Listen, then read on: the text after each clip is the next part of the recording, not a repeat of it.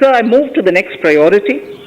In recent years, over 25,000 compliances were reduced and nearly 1,500 union laws were repealed. This is the result of our government's strong commitment for minimum government and maximum governance.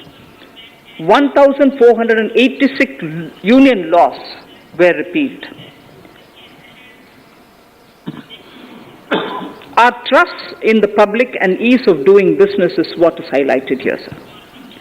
For the Amrit Kal, the next phase of ease of doing business 2.0 and ease of living will be launched. In our endeavor to improve productive efficiency of capital and human resources, we will follow the idea of trust-based governance.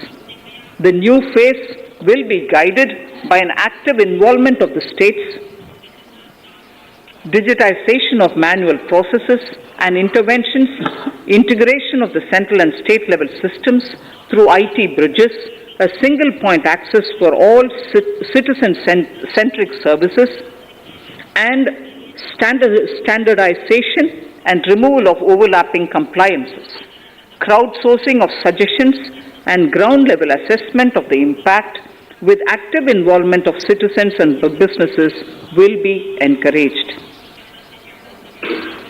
A single window portal, Parivesh, for all green clearances was launched in 2018.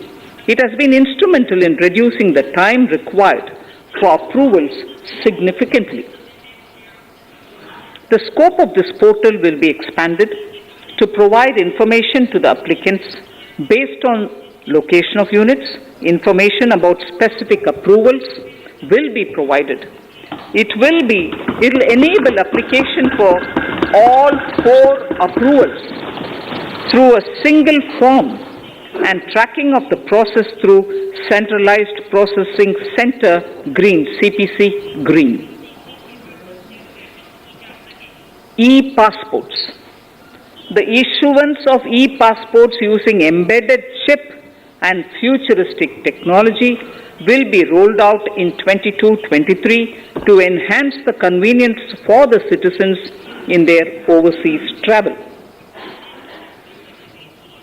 By the time of India at 100, nearly half our population is likely to be living in urban areas.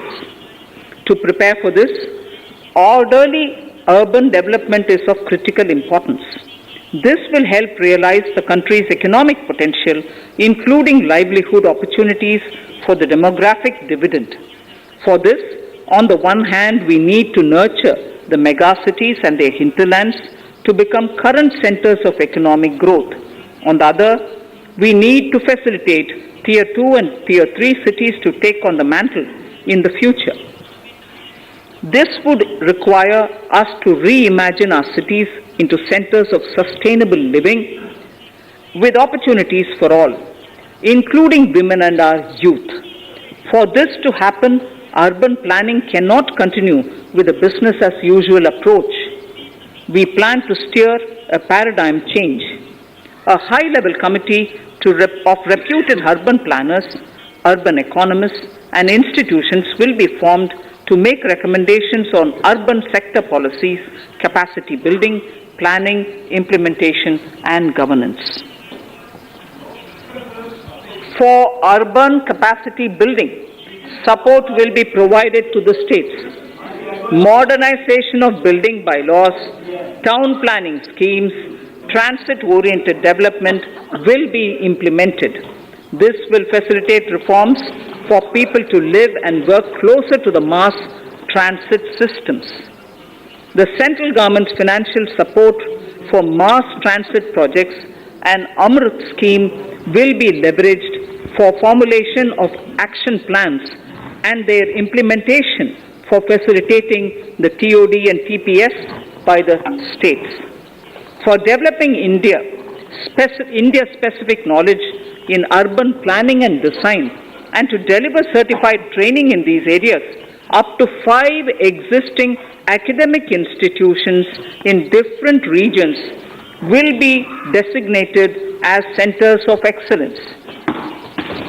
These centers will be provided endowment fund of 250 crore each. In addition, the AICTE will take the lead to improve syllabi, quality and access of urban planning courses in other institutions. We will promote a shift to use of public transport in urban areas. This will be complemented by clean tech and governance solutions, special mobility zones with zero fossil fuel policy and EV vehicles.